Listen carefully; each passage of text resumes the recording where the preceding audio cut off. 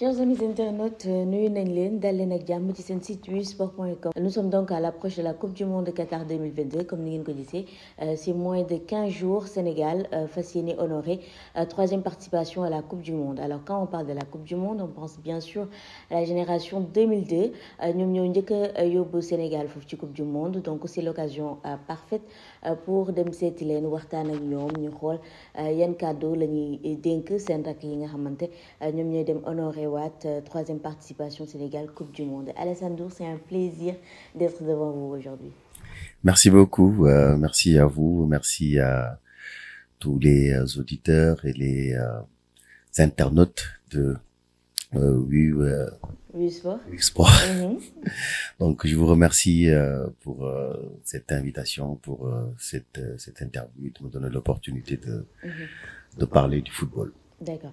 Alors tey li ñuy waxtaanee wax naa ko à l'entame, c'est la Coupe du Monde 2022 mais qui coïncide 20 ans après ak première participation bi nga xamante Sénégal amoon na ko ci Coupe du Monde première participation, deuxième en 2018, troisième en 2022, 20 ans après Coupe du Monde bi ban gis-gis ban yëg-yëg ngeen koy dundee yéen génération 2002. waaw Coupe du Monde moom ni ñu koy dundee moom c'est mooy ni ñu ko doon dundee rek.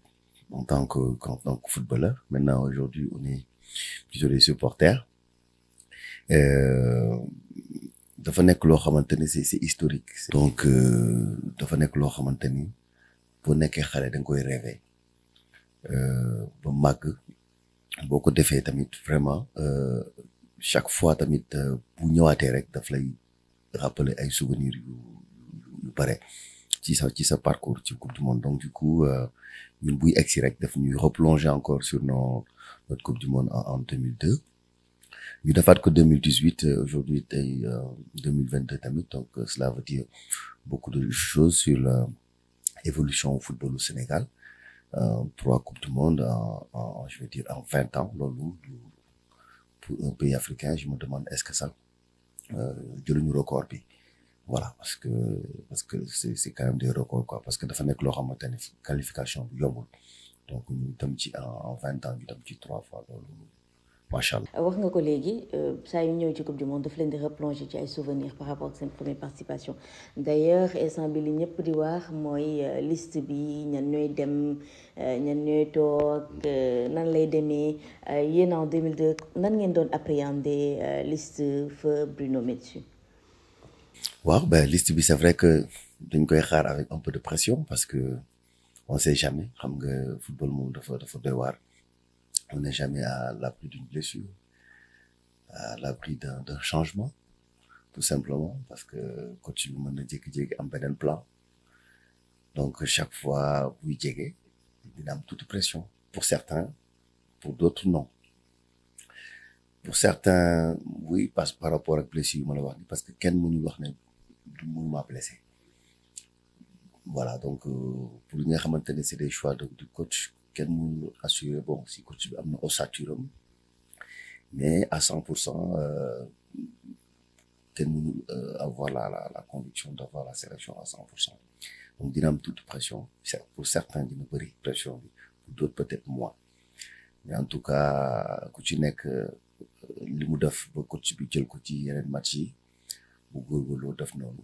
Je pense que le coach a ses plans xam na lu mu bëgg def donc ñi ciy dem moom mooy ñi nga xamante ne loolu suñu borom tudd donc buñ fa demee rek nañ fa wane li nga xamante ne moo tax ñu woo leen donc fulla ak fayda ak jom voilà. am benn critère bu bees boo xamante dafa sonal instant yi sélectionneur yëpp Afrique ak feneen na ci am muy joueur yi nga xamante dañuy jékki-jékki rek ñu écarter leen ci groupe bi duñu amati temps de jeu bu bëri nan la ñuy gérer kaawu ñooñu noonu yow ci sa xalaat noo ko jàngatee. waaw mais xam nga football moom compétition moom dafa nekk loo xamante ni mënoo fa dem ak di tâtonner. Il faut y aller avec des idées sûres, il faut y aller avec une vision très sûre et très claire et très limpide.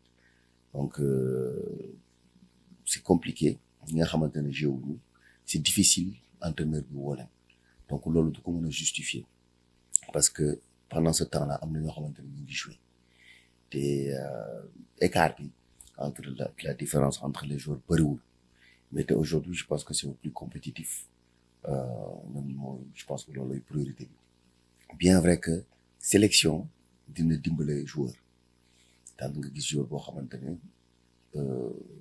daanul jouer ci club am bu bëri sélection bi di ko woo buy ñëwee daanaka bu footballé ba pare sélection bu demee sax club am dinañ gis beneen joueur donc dina ko gën a jàppale mais là on parle d'une coupe du monde donc du loo xamante ne le match éliminatoire wala match préparatoire la coupe du monde c'est des matchs yoo xamante ne c'est match bu ci nekk ay milliards la donc enjeu bi dafa xaw a doy waar dafa rëy il faut mieux aujourd'hui partir sur des joueurs compétitifs yoo xamante ne ils jouent régulièrement yoo xamante ne am nañ compétition régulièrement dans leur club respectif. Hier, on a fait une émission sur U-Sport pour demander aux internautes ci ay secteurs yan joueurs lañ désigné plusieurs personnes ont réagi pour dire que ni n'imagine pas la coupe du monde sans Saliou Ciss. lan nga xalaat ci kaw Saliou. Saliou Ciss moom am na bayre ci équipe bi xam naa. Sénégalais yi bëgg nañu am nañ yéene pour mu dem.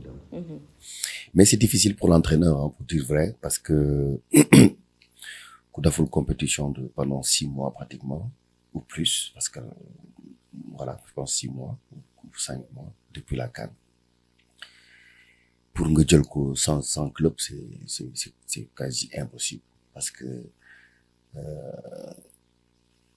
tey aujourd'hui entraîneur il faut mu justifier loolu parce que tamit bu ko jëlee keneen tamit mën nañu ne pour lañ jël jour bi mu ngi joué te jëluñu ko donc je pense que Saliou Ciss je pense qu'il y a un problème aujourd'hui déjà de management dans son entourage parce que tey il y a des choix à faire il y a un enjeu qui arrive sous peu ce qui est la coupe du monde qui est un enjeu quand même de taille tey moom waroon na am benn xalaat ak benn anticipation ci boppam pour xool tey quelles sont les possibilités qui s'ouvrent à lui parce que je suis sûr qu'il y a des possibilités même si voilà je suis sûr qu'il y a des possibilités même si c'est des possibilités yoo xamante peut-être arrangé ou pas peut-être sur le plan financier ou je ne sais pas parce que je ne maîtrise pas le dossier mais à un moment donné joueur foog mu xam fi mu toll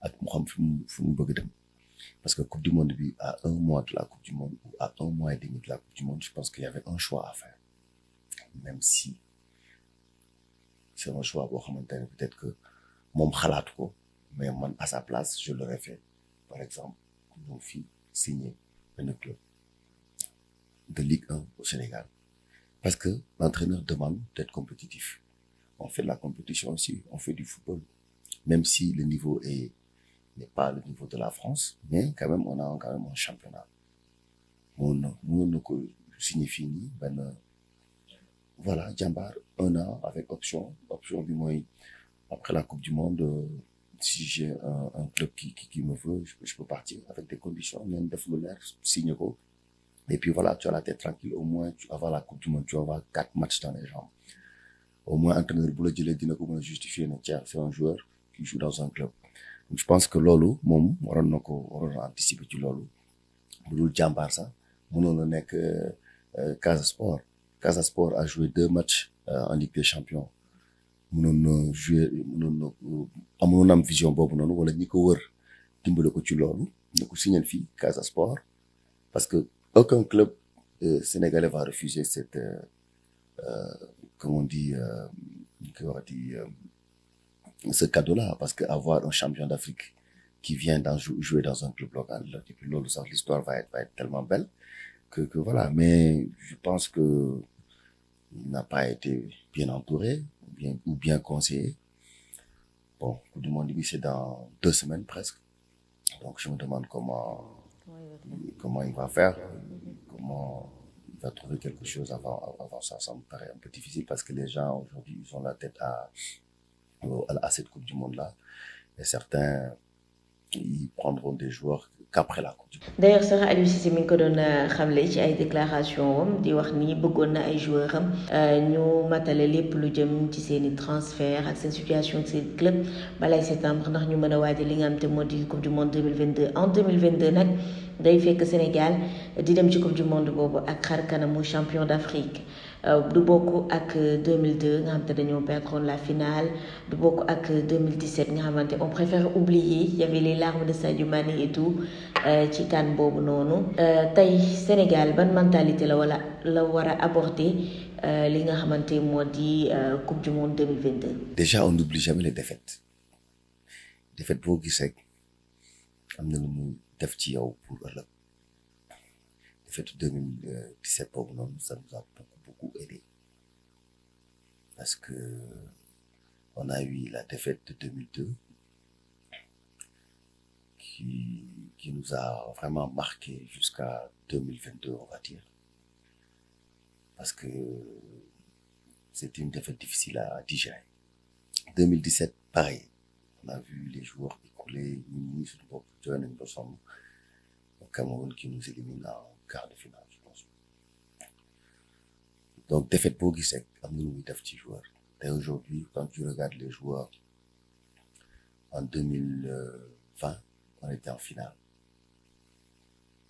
ñu dem finale perdante contre l'Algérie on a encore pleuré mais toutes ces défaites-là successives nous ont aidé à aujourd'hui prendre cette coupe en 2022 parce que ça nous a rendu beaucoup plus forts et puis ni ñu doon entamer suñu match yi on a carrément changé l'entame de nos matchs on était devenu beaucoup plus concentrés beaucoup plus tueurs et ça a porté ses fruits donc défaite moom dañ ciy jàng toujours et je pense que les joueurs ont appris et en espérant qu'ils vont continuer à apprendre pour nous faire aussi une belle Coupe du Monde parce que aussi 2018 je vais pas dire que ça a été un échec à la Coupe du Monde il y a eu de très belles choses mais l'équipe méritait aujourd'hui sur la valeur intrinsèque de l'équipe elle méritait quand même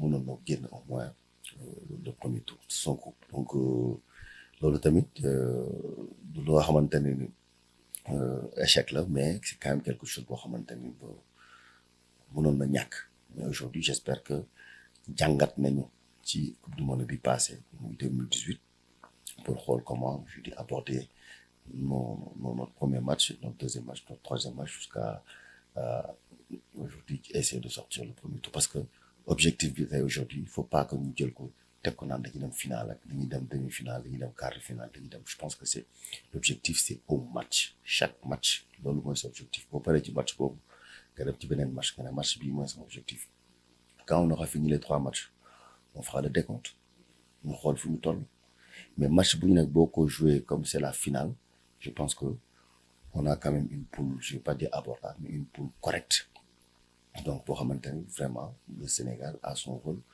a son mot à dire dans cette poule-là. Justement on va parler de cette poule il y a le premier match contre les Pays-Bas dafa affiche bi dafa dem ba mujjee nekk comme par exemple à la limite Sénégal France parce que ñëpp nee nañ su mooy suñu test d'entrée nan nga gisee que ce soit Pays-Bas Qatar wala Équateur. C'est bien il faut moi ça me rappelle la France parce que c'est important de jouer en gros en début parce que di nga mën a natt sa bopp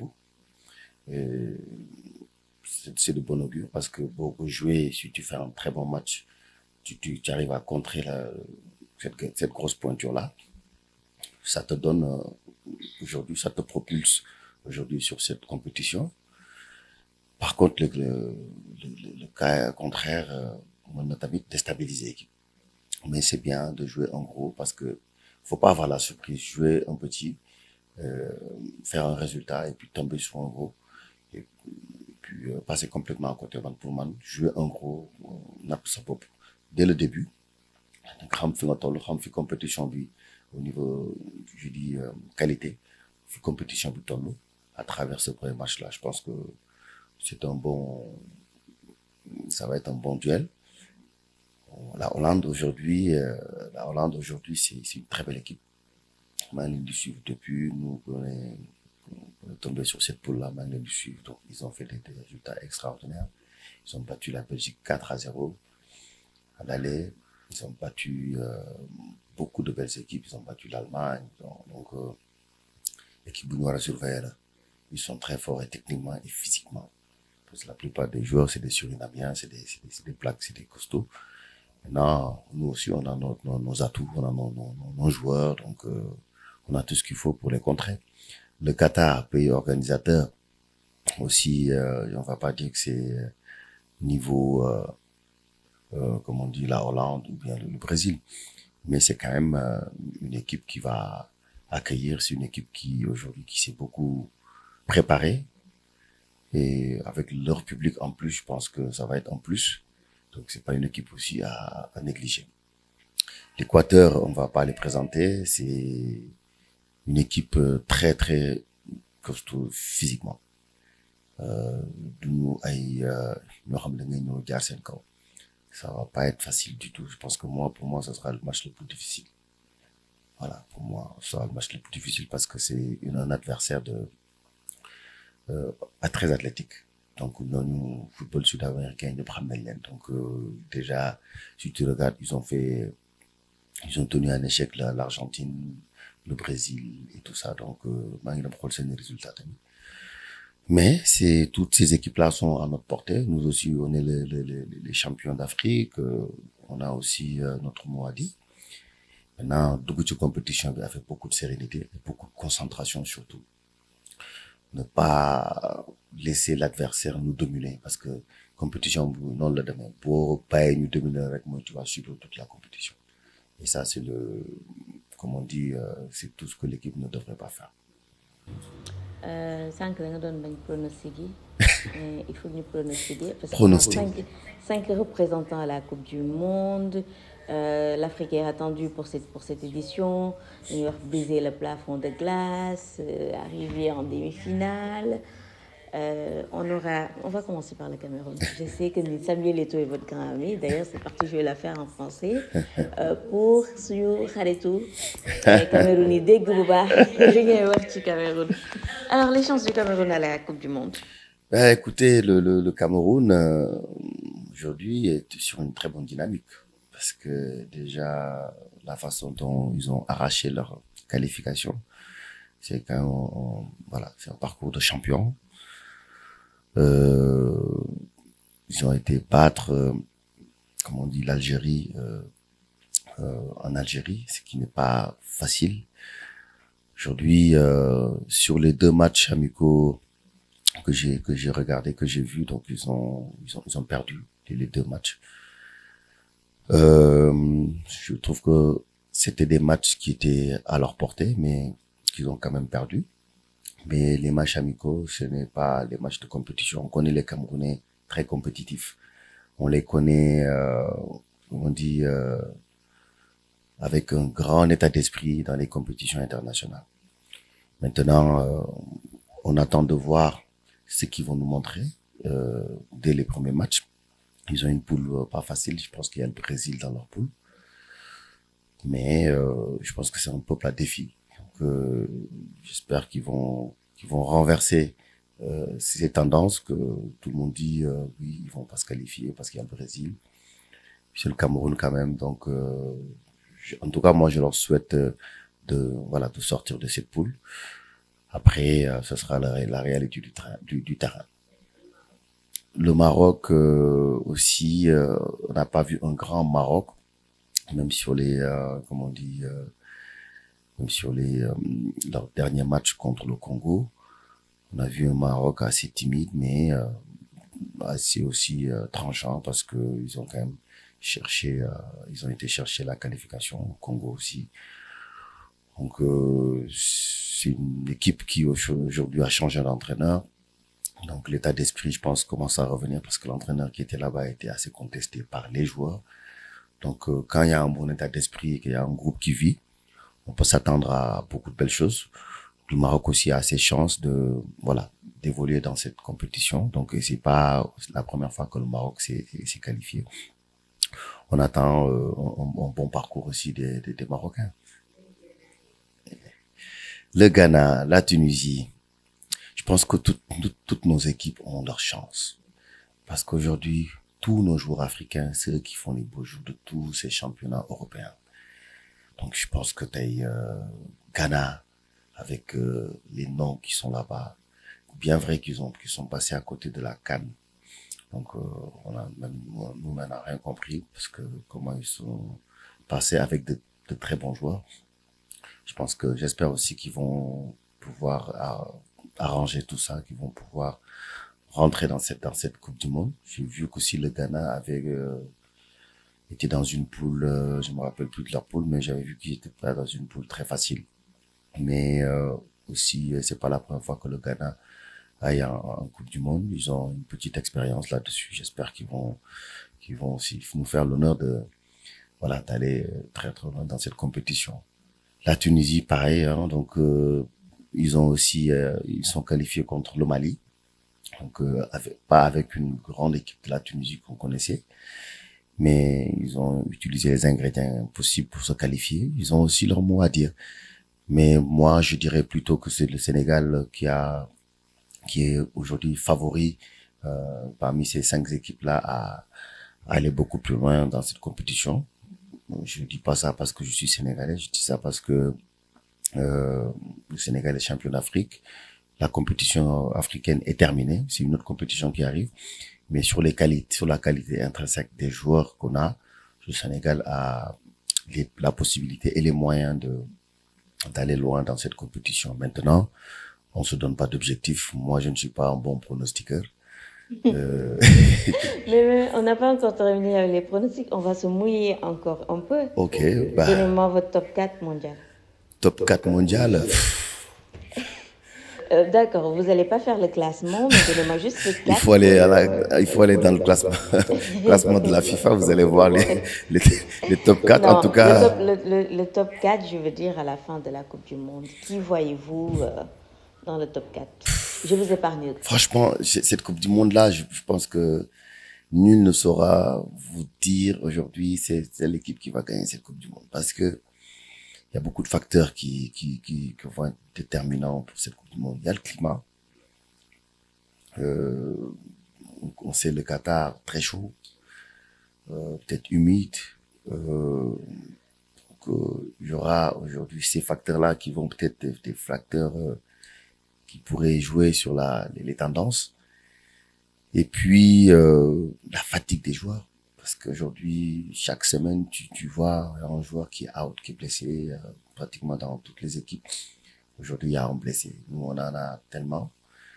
Et l'équipe de France, on a vu le Brésil, pratiquement toutes les équipes ont été touchées parce que la quantité de matchs que les joueurs ont joué là jusqu'à là, et c'est quand même une bonne quantité. Donc les joueurs sont en train de subir avec l'arrivée des terrains gras, c'est-à-dire l'hiver en Europe et tout ça. Donc tout ça va jouer. Le changement de climat au Qatar, il va faire chaud et humide. Tout ça va jouer sur cette Coupe du Monde. Donc je ne saurais vous dire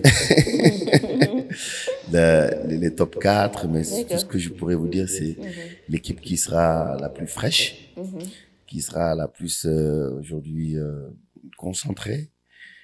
Les équipes qui seront les plus fraîches plutôt, qui iront au bout, ça c'est sûr et certain. Mais il faudra regarder aujourd'hui les joueurs, faire très attention sur la préparation, sur la petite préparation d'une semaine qu'on aura, parce que ce sera une préparation déterminante, parce que foofu noonu bu ñu deful attention rek dina mën a am ay blessures.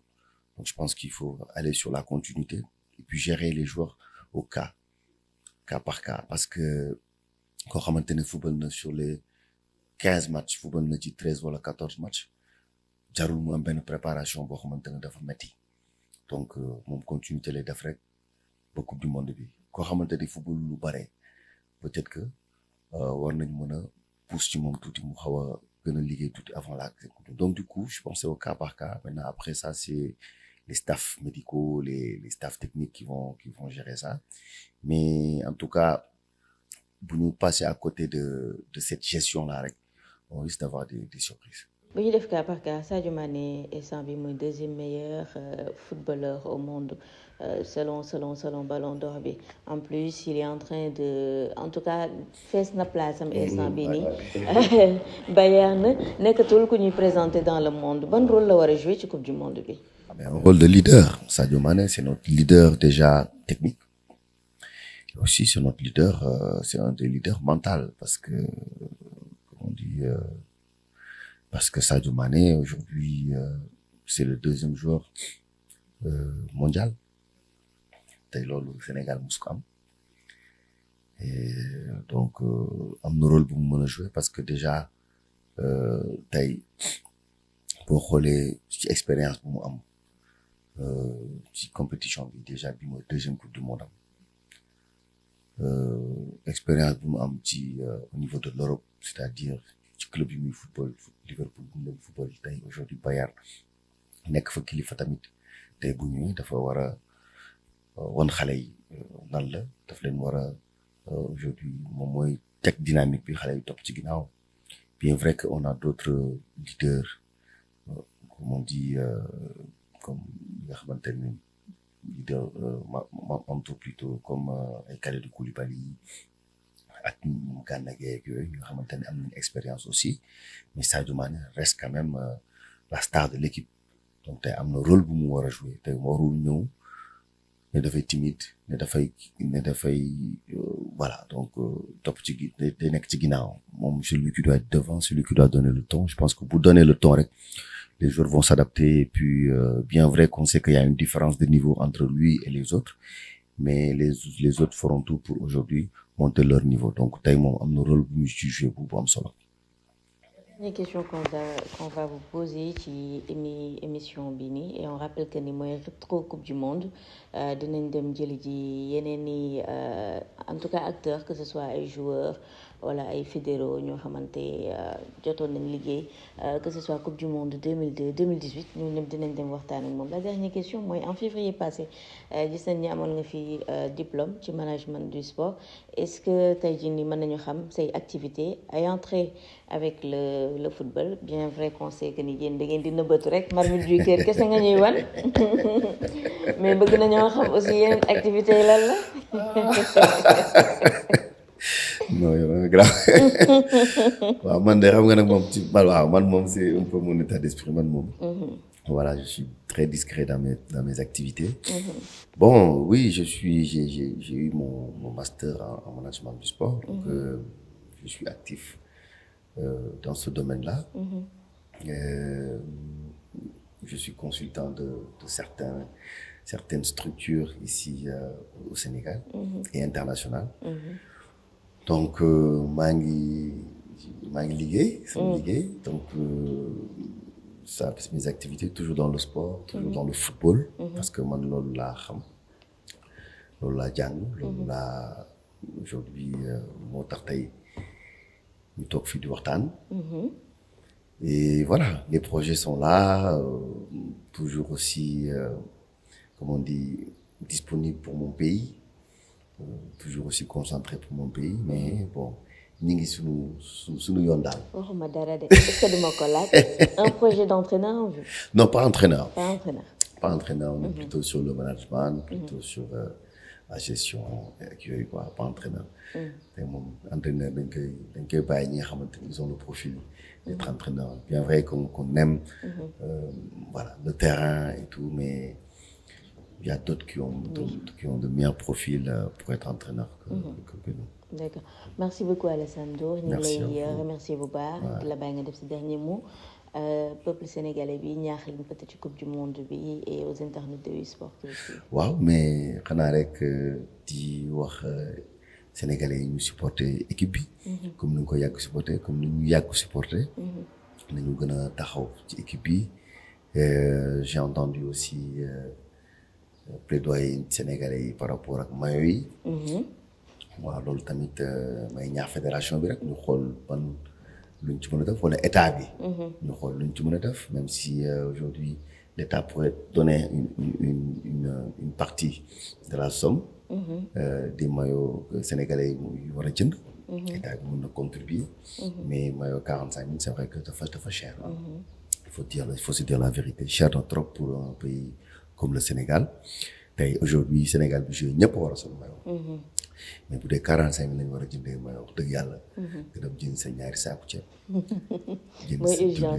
mooy c'est les urgences d'aujourd'hui donc vraiment faut se dire ce qui est. donc bu fekkee ne am nañ possibilité xoolaat loolu. xool nu ñu koy mën a wàññee ba maillot accessible. à tous les Sénégalais donc loolu ça serait bien. donc loolu moom man leen koy ñaaxaat tuuti rek. et puis fédération bi tamit gën a xool nu ñuy góorgóorloo ba am ay boutiques un peu partout. que ces maillots soient accessibles. Décentralisés. Dans les autres régions parce que l'idée c'est ça aussi parce que il faut vendre ça c'est du merchandising c'est du marketing donc tey jot na fédération bi commencé di liggéey ci loolu. mais di liggéey pas la veille des matchs di liggéey à 365 jours. yoo xamante ne fédération bi chaque jour dina jaay ay maillots. donc loolu dina ko jàppale. loolu tamit dina tax que maillot accessible que chacun pourrait aller s'acheter son maillot mais pas à 45 000 parce que 45 000 ndax loolu bëri tuuti. sinon rek may tamit encourager les joueurs. di leen wax ñu préparer wu Sénégal ñu ngi seen ginnaaw. di xaar aujourd'hui les belles performances. tàmmal nañu jël coupe. aujourd'hui on part favori en Afrique. mais là on joue une coupe du monde. donc nañu delluwaat ci outsider bi nga xamante ne moom nañu tàmbalee ba ñu dugg ci coupe d'Afrique bi. et puis di jouer match par match. bañ a yàkkamti bañ a jël ay objectifs. di ko def ci bopp joueurs yi. pour mu déconcentrer leen donc chaque match. c'est une finale premier match bi finale la deuxième match bi finale la troisième match bi finale la. bu ñu demee ba pare troisième match bi ñu xool fu ñu toll. bu ñu ko defee noonu rek je pense que équipe bi mën na sori. incha allah. Merci beaucoup Alassane Ndour, merci beaucoup aux internautes. C'était donc le premier numéro de votre rubrique Rétro Coupe du Monde. Dinañ am occasion waxtaan ak yeneen i acteurs waxtaan ci li nga xamante moo di équipe nationale bi ak Coupe du Monde bi nga xamante jamono gi ñun ñëpp ñu ngi nekk ci Road to Qatar 2022 hashtag bi nag bu leen ko fàlle na régime bi yor. Merci beaucoup. Le site numéro 1 du sport au Sénégal, sport.com est maintenant disponible en version application mobile sur iOS et Android. Retrouvez l'actualité du Sénégal pour tous les sports en direct sur votre téléphone. Football, lambe, basket, sport de combat, athlétisme et bien d'autres disciplines. Toutes les statistiques des championnats sénégalais, les matchs, les résultats, les classements à suivre en direct sur votre application Busport.